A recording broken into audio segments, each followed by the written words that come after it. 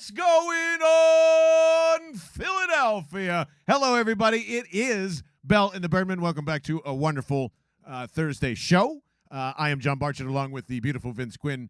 Taylor Cordatis, of course, looking beautiful on that side, but not as beautiful as Vince Quinn. It is an amazing weekend. We are heading out to Detroit in just, we'll just say a few hours at this point. Pretty much. It feels like a couple of days, but it's going to go by like that. I'm very excited to be in a pool of not only about, I think there's about 100 or so Eagles fans traveling us to Detroit, thanks to our friends over at phillysportstrips.com. And then I think we're staying in the middle of like 1,000 Eagles or Lions fans. So should be pretty interesting for content and things like that. We're going to bring you along for the ride, so make sure you're hitting the subscribe button if you're watching on YouTube. And I just assume you're already subscribing if you're listening to the podcast, but give us 5 stars on Spotify and Apple if you haven't done so. Vince Quinn, it's football. We've got takes, we've got predictions, we've got superlatives. I'm very excited. How are you? Yeah, I'm excited, man. I mean, the Eagles dropped their hype video, so you've been seeing all that stuff come pouring out. The hype video was amazing. I thought it was really okay. I thought it was good. Why? I thought it was good. It was one of their better ones, for sure. It was the last shot. It's just the last shot. They had to, make sure to get DraftKings and all this other stuff on a really cool, AJ, Devontae, looking at the link there. Yeah. That was it. But other than that, I thought it was really good. Yeah, and I hate bringing in sponsors into things. But anyway. Yeah, it's hypocrites. Yeah. What a ridiculous thing. I didn't like the advertising. Well, here you go, kids. Yeah. All right, point taken. It was awesome. I retracted. It was awesome. There you go. go. An awesome hype video. And Liquid Death is awesome. Drink it. It is. So, yeah, you know what the funny thing is? As you're getting to all of this excitement, and the players already are commenting on excitement. Jason Kelce gives this whole thing about expectations, and Jalen Hurts does the same thing. And what we've seen, and I can't explain to you all listening how weird this was to hear John scared a little bit. Yeah, now that it's here and you're hearing all these things, and it's not necessarily those comments. I just want to clarify what Jason Kelce said and what Jalen Hurts said are very similar, and they're both exactly right, and that's why I kind of think everyone's on the same page, right? Well, yeah, that's a good why. sign. Yeah. It's because of the bigger picture that's leading to those questions and those comments, right? What we're seeing right now, because this is one of my favorite things every single year, and it always happens at this time. You look around the NFL and you go, all right, who is that sexy dark horse team? Who is it? And for a couple of years, it was the 49ers for a little while. They were that team, and then the Rams became that team. It was just all right, who's that team that could really go over the top? The Ravens have been that team for a couple of years. And this year, oddly enough, too, with predictions. Yeah, because they've had a million injuries, so I totally get that. It was crazy how injured they were last year. But the Eagles are the dark horse this year. Everybody's picking them. Everybody. I mean, it's happening everywhere. I've seen all these random people, whether I like their opinions or not, Dov Kleiman or however you say it, he's some whatever. Dude that literally just tweets stuff about the NFL and he's just he's some guy. Half the stuff I see from him, I'm like, he kind of stinks. But he had some pick where he's like, I see the Eagles going 14-3, and then I saw someone else on Twitter, and I tagged you on that. 15-2 or whatever. Yeah, I mean, so you're seeing all these people all over the place. If they don't have the Eagles in the Super Bowl or winning the Super Bowl, they're in the conference championship. The Eagles have become a national darling hipster pick. It's weird. I don't know the last Thanks time. a lot, Taylor. It probably has to do with your cool hipsterness. Yeah, some Taylor. Sort. I hate your pizzazz. But isn't it when has this happened? The last time this happened, I feel was that 2002, 2003, 2004. But they were perennial contender at that point. Everybody was on that bandwagon. It's just so strange to go into the season because early, hey, week 6, week 7, people are like, oh, this team's actually good. This team sucks, and you're just filtering out at that point. Everybody before the season has now sat down and said the Eagles are the dark horse pick, but that concerns you, and I'm curious why. It's not even a concern. It's just it actually really matches up with what Jason and Jalen Hurts are saying. I'm uncomfortable. That's probably a good thing. I hope they're the same type of uncomfortable hearing this shit too, because you're like, oh wait, yeah, we don't want to get to that point. We're not there yet. Everybody's trying to calm that down, but I'm not necessarily concerned. I just don't like that it's here and now you got to pay dividends. And I'm going, well, fuck. There is things that could go wrong. There are things that could go wrong this week. There are so many different variables that like I get the I'm not even fucking playing and I feel the pressure. I'm like, oh shit, like it is a lot putting it on these dudes. But as I say that anyway, fuck it. Because like that's what I'm like. What are you supposed to do? Sit here and be like, oh, maybe they will, maybe they won't.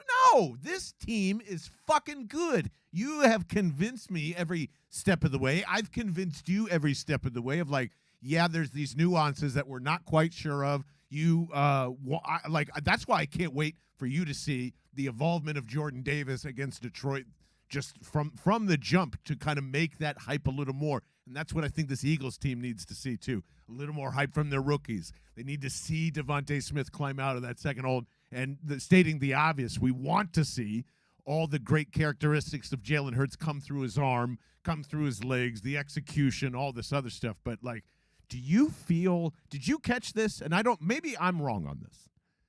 Did Jason Kelce stop himself when he made the statement, I've been comfortable before, or whatever that was? I'm paraphrasing, but he almost, I don't know if he's catching his throat naturally or thinking of the moment of that post-Super Bowl and what that was like, because he's like, I've been comfortable. And it sounded like he was getting emotional for a second, and I was like, whoa, that is big time. And if you have him saying this and trying to put everybody in the same spot, I'm sure he's given one of those big Papa Jason Kelce speeches that we've known to come and love. I think they even cut it up in the hype video today too, a little bit. Yeah, sounds so, like there's, yeah. Like, yes, I every fan base in the world is going to hate it when the national media is going, yeah, the Eagles, yeah. But that's for a reason, you know, and the energy that I feel from both of these guys being on the same page, a youngster that has to prove himself and a potential Hall of Famer that's literally had to prove himself every step of the way here. Take $14 million. You don't do that as a swan song, man. And I think we said that in the offseason too. Jason Kelce's not here to fuck around and play some football and wave his little hat and say, thanks for letting me be an Eagle. They're on the way to go win a Super Bowl, and they want to make sure their head's in the fucking game. So, yes, am I uncomfortable now that it's here? This has got to produce, and there's all these people that are expecting this, and I'm like, I'm feeling that. Fuck yeah, I'm scared of it. But I know these guys can do it based on just that press conference. They really are so pumped about this season, they don't know where to put the energy. Which is good. Yeah, like, you know what? Right? Be excited about it. And it's funny, too, because going back just a couple of months, like a month and a half, the whole Miles Sanders, we think we're a great team, and everybody was like, whoa, how could you? You know, and the team has changed a little bit since then, like Chauncey Gardner-Johnson comes through and whatever. But this team deserves that kind of recognition across the league. Like, if you're somebody that pays attention to the NFL for a living or you're a diehard fan and you haven't noticed what the Eagles have done this offseason, you're just not paying attention. You know, it's really that simple. They have earned this every step of the way all offseason long, whether it's the draft or getting A.J. Brown in the draft, getting James Bradbury, all those guys. When you pile all of this up, they're a fucking contender. It's just that simple. It's just that obvious, and you have to be in for the ride. This is what happens. It's a team that has expectations, and they deserve it. And this is the normal path, right? Like, other people are going to go, well, 2017, nobody fucking expected that. And that's not true either. Can I fucking say that right away? Come on. At this stage, we condemned Doug Peterson during that offseason when he compared that roster to the Green Bay roster in 96 and said it's just as talented and I think we can get there and win. And he was fucking mocked to death. Yeah. So, like, it's the perception of what we think this is. And I still think the fan base is still in a good perception mode. No one really believes in Jalen Hurts yet. They love him. They want him to work out. That's what the real anxiety of this season is. We can loop around it 50 times. We can spend 6 months. We can enjoy A.J. Brown. We can enjoy all of this shit. But that's what we're all thinking. If Jalen Hurts balls, like you said, decently, well, all of the shit that we were just talking about is going to evaporate in 4 weeks. But until we see that, until you see that, it's going to be this natural tension until that there's some form of like, they improved. I can feel good about this, you know?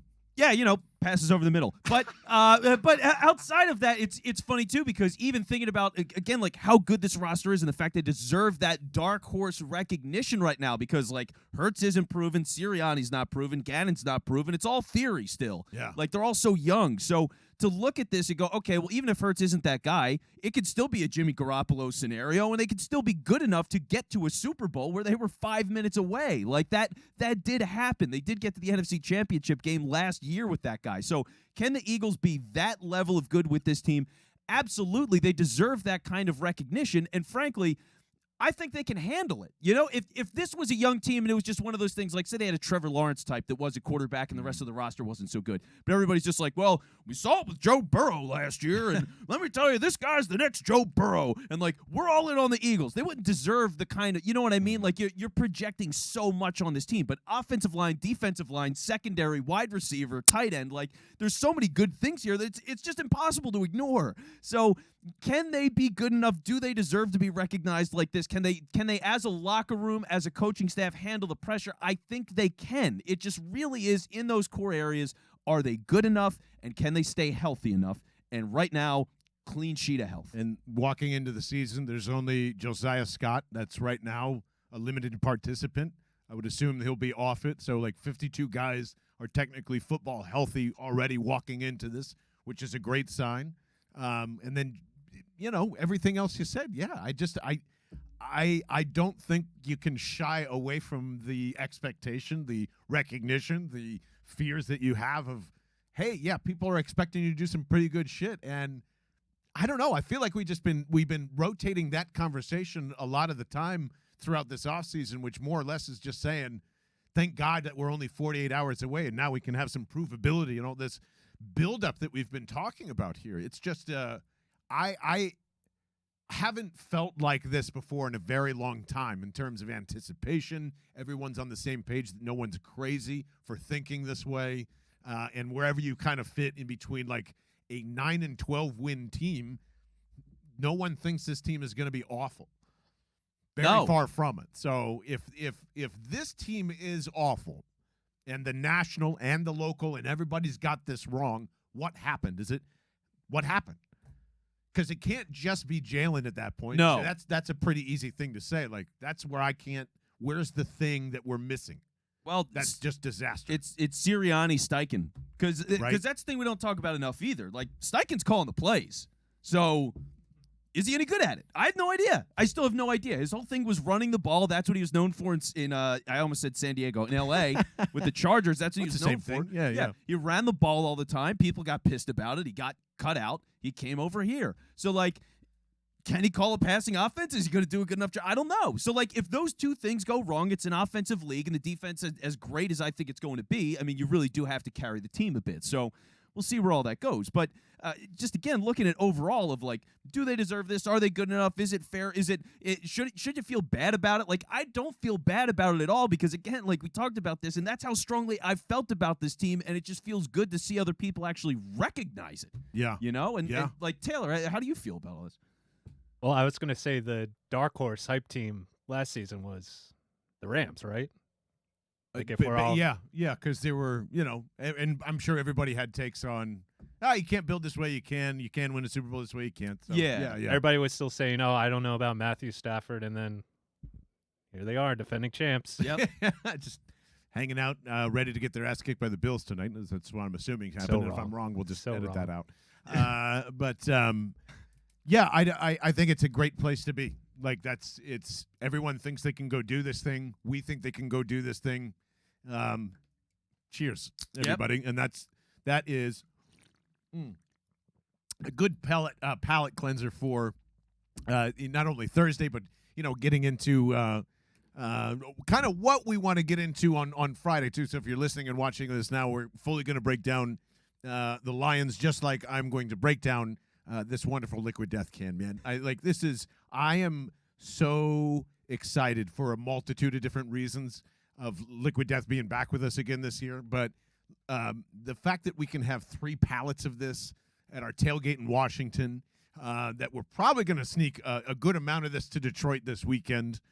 It's just going to be our pal on the road. And it should be your pal on the road too, whatever it is. Like, urge you to, make sure you bring your water bottles with you and use all the natural water resources that are around you. But on the go, so much plastic waste. And I don't know if you saw this either, but even Aquaman himself is asking for non-single-use plastics as he's getting his hair cut. I don't know if you saw this. Jason, what's his face? Momoa is cutting his hair and like saying, I need to, like, there's too much crap in the ocean and stuff like that. So, everyone's recognizing this, and wouldn't it be great if Aquaman had some liquid death next to him all the time? Maybe some awesome sauce too, just find all the different things that can make this earth beautiful. Have a good time while you're doing it.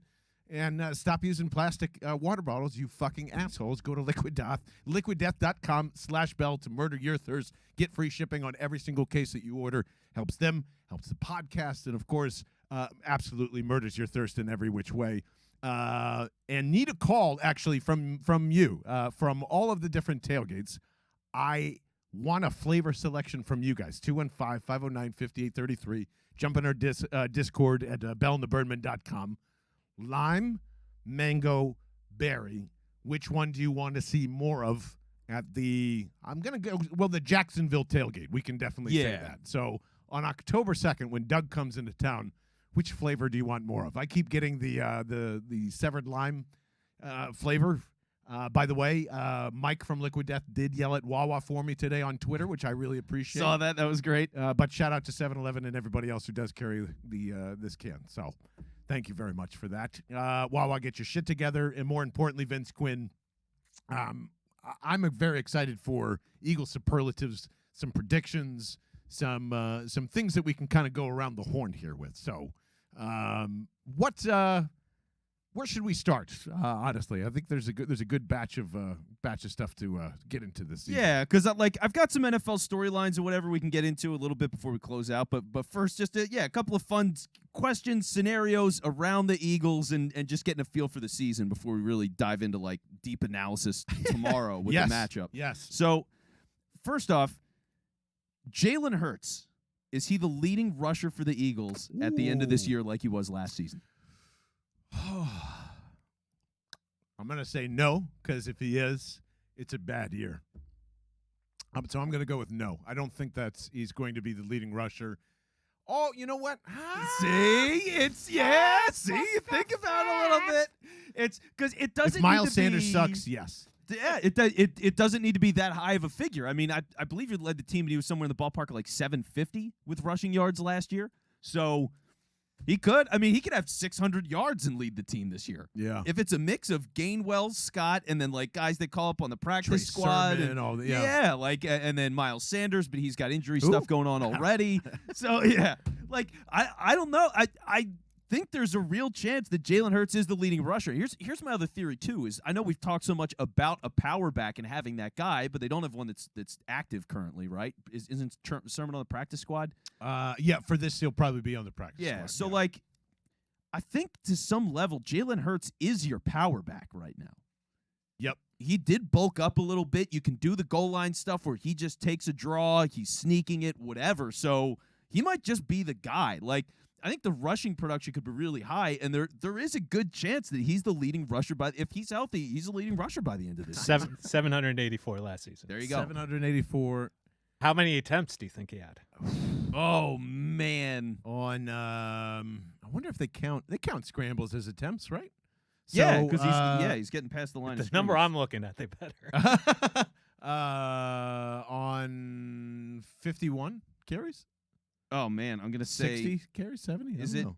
God, this is a high number, but I guess we're getting in the ballpark of 100, 120. 139. 139 Oh, rushes. that's a lot of carries. That's a lot Attempts. of carries. Attempts, yeah, but but- still, I didn't realize that. Man, that's Yeah. all right. So Wow. yeah, he'll be the leading rusher this year. Yeah, he could very easily be the leading rusher again. Averaging 5.6 yards. Yeah, because with every RPO pulled down, you have an opportunity to take it with you. So, all right, yeah, Jalen Hurts leading rusher. Wow. Okay, so that's a fun one. I still say I don't think it's a good thing if he is though. He shouldn't be. He shouldn't be. You don't want him to be, but there is a chance. I could really see it. Sack leader this year. Oh, that's a good question. Fudge balls McGee. You're such an anti-Hassan He doesn't play for the Reddick Eagles. Philly guy hater. No, up to for the Eagles. For the Eagles here. Nakobe Dean actually is my surprise. Woo! Nakobe Dean's my surprise because I still feel like it's him and Hassan Reddick cleaning up. Like, I think that's what this defense is designed to do. Wow, Nakobe Dean is the sack leader. Okay. I think it's pretty tight between him and Hassan Reddick. Yeah, I think you're out of your mind. You're gonna have to Dean. find a way to, like, Hassan Reddick is gonna light up the first 4 weeks of the season. People will adjust to that, and then it's the Nakobe show after that. Yeah, see, a combination of those two. I think it's going to be Reddick. I mean, they built the whole defense around him basically. Like they yeah. Oh yeah. I think they built it around Jordan Davis, but we'll find out. But they love the idea because the fact that Jannard Avery got all that time last year, and they wanted Reddick and got him right away. Like that idea of that outside edge rusher standing up as that linebacker spot, which you better not be in coverage a lot. But standing up in that spot, it just means a lot to them. I figured that's really going to be where a lot of the emphasis is. Just how can we get Hassan in these one-on-one matchups and go win that thing? I think he gets double-digit sacks this year, so I'm going to say 12. I think that's a career high for him. Wow. So I really think he's going to go nuts this year. He's going to be a Pro Bowler and like actually deserve it, not like fifth alternate Pro Bowler. I think the highest anyone's going to get is about 9 or 10 sacks, and that'll be your sack leader. Okay. Yeah, and there's going to be a lot of guys, I think, that get sacks. You know, like Milton Williams is going to get a couple. Josh Sweat's going to get plenty. Fletcher Cox, Hargrave. Like, all those guys can easily get somewhere in the ballpark between 5 to 8 sacks. Derek Barnett, Taylor's favorite guy. Yeah, we got to get you a Barnett jersey. Yeah, baby. Yeah, there we go. So, yeah, like there's a lot of guys. Sack total for the year could be crazy, too. I mean, they could easily be a top 5 sack team. What do you think? Should. Yeah, man. What was the Taylor, when you get a second, if you could look up what was like the total team sacks last year. I don't even know what is a good average for a total team somewhere in between 50 and 60, like 50, somewhere 55 is my guess. But that'd be a pretty high, you'd have to have a pretty deep team. I would say if they're around, if collectively 50 to 65 sacks, that's really good. Yeah, I mean that's a lot. Yeah. Trying to think of the averages in my head. The math is hard when you're dividing by 18 or 17, but yeah, odd numbers. But whatever. Regardless, I think they'll be towards the like top third in terms of sacks this year. Yeah. All right. Here's another fun one. As Taylor gets the numbers for the sack totals. Is there a point in the season where Nick Sirianni stops wearing player shirts and hats? Does he have a crisis again? This time, I think he sticks with it. No matter what, if this team is a 2-win team, it doesn't matter. It's going to look like shit. He's going to hate every moment of it. He'll be even more embarrassed that he's at the press conference table, but just stick with it this time. Yeah. He's going to end up like, it's like week 12. Hurts has been benched. He's wearing a Gardner Minshew shirt. Like it's they've won 3 in a row. Yeah. Like it's just the weirdest, dumbest, chaotic thing. Do you ever think you'll get to a point where it'll just fully go a Vince Quinn flower mask or that would be so good. That's his, like, you know how Howie has gotten into that jester mode. Like, I always love his court jester press conference. That would be Sirianni. He'd just show up in a full flower suit and be like, "Hey, motherfuckers, here I am." Yeah, this is the dog mentality right here.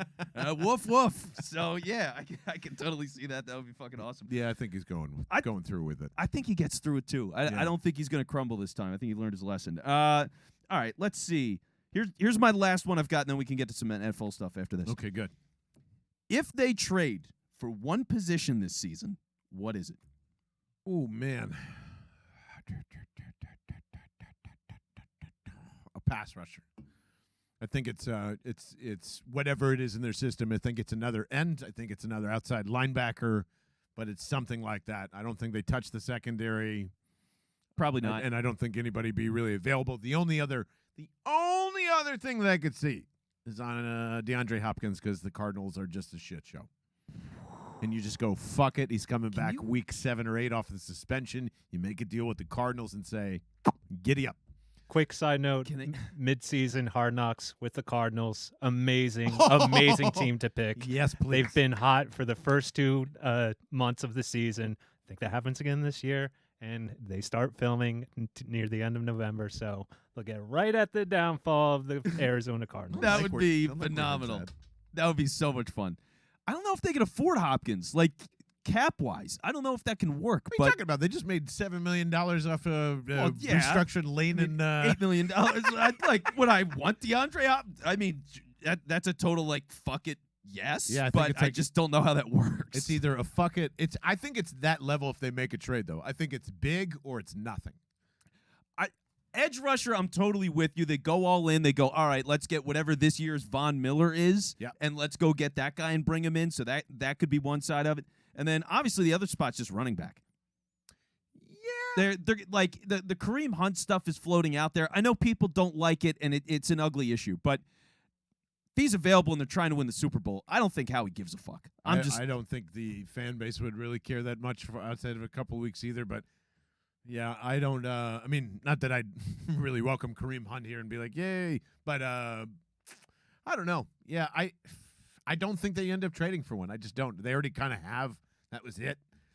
If who could you see? Maybe I don't. Well, let's look at one of those trade rumors that came out just like a week ago that I thought was really interesting. Madison in Minnesota. I would take him in a heartbeat. Absolutely. He's a nice, solid runner. I'd be totally interested in him. Our other guy in Cleveland, Dearness Johnson. If you could get him on the cheap and add him in the mix, I'd be in with that. Marlon Mack's a free agent. Still hanging out. So who knows? Sirianni must hate him. He must hate Marlon Mack's guts. I would. You know what? Literally Marlon hates him. I'm putting Marlon in control of the situation. Marlon hates Nick Sirianni. It's official. I made it up here first. That's so. But those are the two spots I think they could make a move. So 29 sacks, by the way. 29 sacks as a team was the highest last year? Oh, overall. Overall, yes. yeah. Wow, I thought it was way higher than that for so teams. Interesting. That's crazy. We don't know, Paul. I don't know where I got that 50 number from then. People must have been like, you're a fucking idiot, and they were right.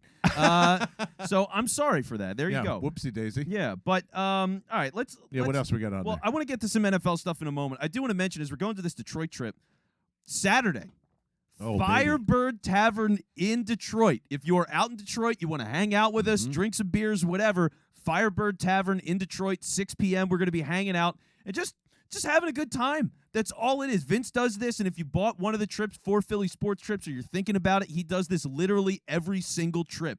There's always the night before. He throws a party. It's at a bar. It's at a restaurant, whatever, somewhere for everybody to get together, hang out, and then if you want to do the tailgate the next day, you can go do that too. But we will be, if you're in the Detroit area, Saturday night, Firebird Tavern. Come on out and see us. I can't wait, dude. It's going to be awesome. Detroit-style pizza. There's going to be all sorts of craziness. We'll be probably live streaming that night from the bar as well. And if you're in Detroit or going from Cleveland, from Chicago, from Milwaukee, or whatever to come hang out, just text us 215-509-5833. And I know we tend to throw that number out there a lot, and just people just assume it's just like some weird random number. It is literally just to communicate with you. So there's no hook, there's no anything. It's just to gather everybody up to make sure we're in the same place and where we're going to be. So literally text us anytime, like, hey, Bell The Birdmen, where are you? And we would happily respond and do all that fun stuff. So Vince is right. It's going to be a fun time. Man, it's going to happen every single time we go out there, a party on Saturday in every single city. So 215-509-5833. And then tell us your NFL predictions as well if you want to, because I'm going to start with my boldest thing. Okay. And this whole offseason was about Russell Wilson. The whole NFL offseason was about Russell Wilson. Everybody has licked the butthole of Tom Eckert, whoever the hell that Tom Eckert. Whoa, head coaches in see, that's what I mean. I'm not everyone. I have no credibility here, but Nathaniel Hackett. Nathaniel Hackett. That's right. There's something like that. See, Tom Nathaniel. Bring whatever. it back, Tom Eckert. I forget. I don't know how that popped into there. But I just feel like Russell Wilson is gonna tank this thing in the first year. Like all these major deals and Walmart's here and the Broncos signed over to a new ownership, and just like all this stuff is there, and it just seems like it'll be entertaining, but that's my biggest feel is the Broncos are actually like a middling team. 9 to 8 wins. I would say this is a direct shot at me, but Russell Wilson is dead to me, so fuck him. I think the problem is with him. It's like the team's good. that's the toughest division maybe ever. Like in my lifetime, it's hard to think of something that is that competitive in terms of just top to bottom, the quality of all of those teams in the AFC West, man. I mean, Chargers, Chiefs, Raiders, Broncos it's a death match. Every single AFC West game is literally must-watch television. It is. It's unbelievable. Supposedly. That's why I think it's like something's going to happen there. Like, I don't know. One of those teams has to not be as good. It's Raiders. Just, I think it's the Broncos. I really do think it's the Broncos for whatever reason. Andy's just going to be like, oh, is that right? Bang, bang, bang, bang, bang. Welcome to the AFC West, bitch. This isn't the NFC. You know, like, I don't know. I don't know. All right, but we'll see. I'll put that out as a poll question, too, on the Bell account. Is who do you think is going to get last place in the AFC West? So Yeah. I'll put that out at Bell and the Birdmen because I think that's a fun means one. no playoffs, right? Yeah. Correct. Because even if you get there's three wild card Well, spots. I'm just saying, most likely no playoffs. Yeah. for whatever Most that's likely. Yeah, I don't know if a fourth place team is ever before. Historically, you couldn't. Now you could have a fourth place team in a division make Yeah, the all playoffs four because of make the- 3 wild cards, which is fucking nuts. You got any predictions yourself over there, Vince Quinn? Yeah. Oh my God, the Patriots' offense is going to be the funniest thing we've ever seen. It's going to be amazing. And the whole story behind it is wild. So if you missed this over the offseason, Matt Patricia, the defensive coordinator that went to Detroit completely flamed out, was an absolute joke there, and then had to put his tail between his legs and go back to Bill. He's the offensive coordinator of the team. Now, what makes this even funnier is he doesn't actually have the title. Did you see this story? So, long story short, if he became a coordinator anywhere in the league, it was in his contract with the Lions that they would not have to pay him his remaining coach's salary. So he's like an offensive advisor. And so the Lions have to pay him still Keep it all that coming. old coaching salary, and he just totally he either doubles up or whatever with the Patriots, which is fucking hilarious. It's such a troll move. But Matt Patricia's the offensive coordinator. They're going to suck. Like their wide receivers aren't good enough. Their best guys, like Devontae Parker? Yeah. It's not good enough. They're going to have to run the ball 1 billion times a game. I mean, really, it's going to be Damian Harris and Ramondre Stevenson 50 times a game because they can't execute a passing attack. Like they could win like 6 or 7 games. All right. Here's just stay with me. Okay. Like originally we thought Josh McDaniels was going to be the heir apparent. He's with the Raiders now. By our intuition, Bill Belichick obviously had some influence in kind of blowing up the Brady to the Dolphins thing. Just because Bill is just as crazy fuck as Tom, do you think he's waiting for Tom's next destination and then just tells Robert Kraft, all right, fuck it, I'm out, and then goes and plays in the same division that Tom is anyway and say, oh, no. We're going to dance, all right, but it's going to be on my terms. You're going to go to some place that you don't think I'm even going to exist, and there I am in the NFC West or whatever it is. Because what else are the Patriots doing? Like you're not building on Mac Jones. It looks like you're setting yourself up for a tank job, aren't you? Yeah, I don't know what the hell they're doing. Why would you have Joe Judge and Matt Patricia be in charge of your offense? It's crazy. It doesn't make any sense at all. No, So, special teams guy and a defensive coordinator. yeah, that's the Patriots to me are the most interesting. And his sons. And the Suns. Yeah. Well, Bill's and got a his sons. Yes. Bill I has was a like, how son do the or two. Phoenix Suns fit into this? Yeah, Chris Paul, Jay Crowder. Yeah, Yeah, like what is it? What are his sons doing? They're assistants on the team. Oh, one yeah, might right. one might be like strength and conditioning, and I forget. Oh yeah, one's like a mohawk, like one of the Tom Hanks kids. He right? did the Just lip linking thing. Oh yeah, that's right. So all right, the Patriots are a complete clown, total mess. I'm totally on board for that. Yeah, I Love mean it's going to be a disaster. It's going to be really bad. Bill has an end game though. I'm curious what it is at the end of the season. Yeah. What else? Taylor, What else? I know you had something you wanted to get out about the league. I'm gonna go against John and say probably Chiefs don't make the playoffs just because that division's tough. All I remember is just that secondary getting destroyed from the Bills again. So I think that happens. Tyreek not being there, who the hell knows like what that offense looks like? Is that just Kelsey out there running by himself? Yeah, that's an interesting one, and I could totally see that happening too. That's tough for me. I feel like Andy's got to. They needed that last year. Like they were struggling to find that Super Bowl switch, and they never did. And that's probably a good thing. Yeah, didn't they have a terrible start last year? I feel like they started Terrible like start. shit. Yeah, Yeah. absolutely. And then everyone was like, "Oh, they'll turn it on. They'll turn it on. They'll turn it on. They'll turn it on." Nope. They'll turn it on. They'll Yeah, turn it was. on? It just didn't. It never quite came together. But then they did play the greatest game of football I've ever seen in my life. I Yes. mean, holy shit. Yeah. But yeah, I could see it. Like, it's crazy because all the hip, like, I love like Robert Mays, for example.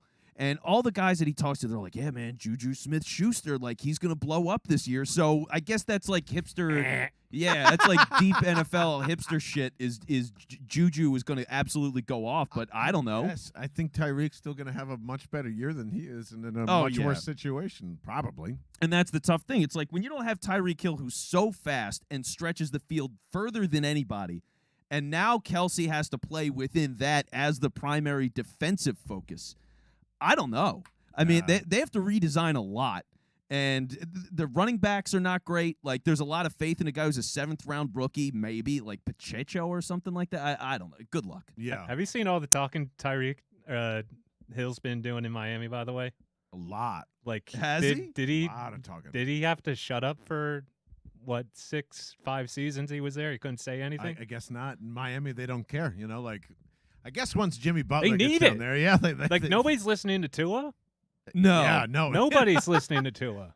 Why would you? He doesn't talk. He's like, Yeah. I'm the quarterback. He's not compelling. It's like when Lamar first got started, Mark Ingram was like the hype man. Remember that? He was, like every press conference, he was like, listen, motherfuckers, Lamar is the dude. He just constantly was telling people Lamar was the man, and Lamar's the man. Kind of like A.J. Brown's been doing this offseason. Well, yeah, he has been doing that a bit. All right. So- Anybody else have any NFL predictions before we, Well, want to hang ourselves on all this stuff? not a prediction necessarily, but just something I think is a fun storyline is who the fuck is the rookie of the year this year? Ooh. Who is it? Kenny Pickett's man. not starting, and they just gave Mitch Trubisky the captaincy. What was that, by the way? Yeah, I what the don't- fuck? I have no idea what that's about. I think it's just typical Steelers. Like, they're so stubborn, and Tomlin's like, I'm not having a losing season. Fuck that. I'm not playing a rookie. Yeah, like they're just stubborn as shit. So Yeah. fine, I guess. And we get but to see Joe Flacco week 1. That's right. That's right. We got to say. You know what? Speaking of that, I think it's Sauce Gardner. I think he ends up being the rookie of the year. Ooh, I like that. I'll buy into the hype. That's a fun pick. Discord favorite Kyle Phillips. Ooh, Maybe. hot rookie of the year. Think about it, right? Tennessee's passing game is Robert Woods, and that's it. So if Phillips is killing it in the slot, he can get open in the middle. Tannehill keeps hitting him. He gets 900 yards, 6 touchdowns. There's no quarterbacks to compete with unless, like, Ritter in the middle of the season, Willis in the middle of the season. I don't know. It's just you look around, there's really no sure thing. Willis is an interesting one. But They'll when's probably he get the nod. if he starts when, though? Like, can you give a guy rookie of the year if he plays for 10 weeks of the season? Yes. It's shit, though. I think that's actually it was so funny you said 10 because I was like, yeah, you probably have to play like 10 weeks, 'Cause and that's okay. if I am Sauce Gardner, right, and I see something like that happen, I'd be like, the hell? Well, You know what I mean? sorry. Like, what do I have to do Change that if he has CB a to great QB year? and go get the award. Well, buddy. I that's- don't know what to tell you. Yeah, so it's one of those things where it feels wide open because, like, Breece Hall was the top running back taken. Not even starting. Yeah, He's not even starting. He's a New York Jet. Like, there was And that too. It's not gonna maybe Kenneth Walker. I like. It's such a reach. I just feel like there's no clear answer for that, Yep. and that's going to be a really fun conversation over the course of the year. Yeah. What do you got there, T? Betting favorites are Kenny Pickett 700, Drake London 800, Ooh, Drake London's actually a pretty good one. I get it. I wouldn't do it. but- Hall at 900, and Traylon Burks at 900. Actually, I'll probably put my money on Drake London now because you've got 2 passers that are all accuracy in the middle, and you're not throwing the deep ball in Atlanta. And between that and Kyle Pitts, that's good. Like, yeah, all right, okay, there you go. Drake London. There Drake you go. London. That's John's pick. Desmond Ritter plus 2,000. Put I don't- I That's like that. that's another one. That's just like Malik. Well, he could start by week 5. Yeah, I don't hate that one at all. I'd put a little shekel on that. All There right, you go. That's Yeah. interesting. Taylor's making me a better again. I like it. There I you like go. it. All right, kids. Well, give us your predictions. Eagles, NFL, and if you really care that the Eagles are a dark horse with a bunch of expectations, and the team obviously knows that it's there because they keep trying to put the fucking blanket on that. I don't mind it at all. I don't mind it one bit. It's just it still scares me because, well, fuck yeah, you got to go prove it now, and it's out of our control, which is exciting, which is fun, and like again, thank you to phillysportstrips.com and all of like the relationship building that we have had in such a short amount of time, and getting to know Vince over there has been amazing, and now we get to see this all into fruition. I think that's part of it. Like, I'm so fucking nervous just because I want everybody to have a good time. I want, like all those things that you think when you're hosting a party. It's just kind of like, I want it to happen. I want to know what goes right. I want to know what goes wrong. And that's kind of how I feel about the Eagles season too. It's just, I'm so jacked up to see all these different pieces. We have no idea what's actually happening defensively, and we get to see it firsthand at Ford Field in Detroit with all of these awesome Eagles fans. You and I have never been to a season opener on the road, so that's very special for us. Hope you're along the way, too. Make sure you are listening to a full preview show of Lions-Eagles on tomorrow. We're so excited for that. Vince Quinn, Taylor Credatis, anything else you want to add before we get out of here? Yeah, so we're going to do a little bonus segment on YouTube. Our little, we do this after most shows. Which I don't know about, by the way. You don't know about. We're going to play a video game. I am incredibly excited. It is a football video game is all I'm going to say, and you need to check this out. It's going to be unbelievable. Exclusively on YouTube, so head over there. If you are not, make sure you're subscribing on YouTube as well and leaving 5 stars on Spotify, Apple Podcasts, and wherever you get your podcast. I'm John Barchard. That is Vince Quinn. And for Taylor Credatis, this is Bell and the Birdmen.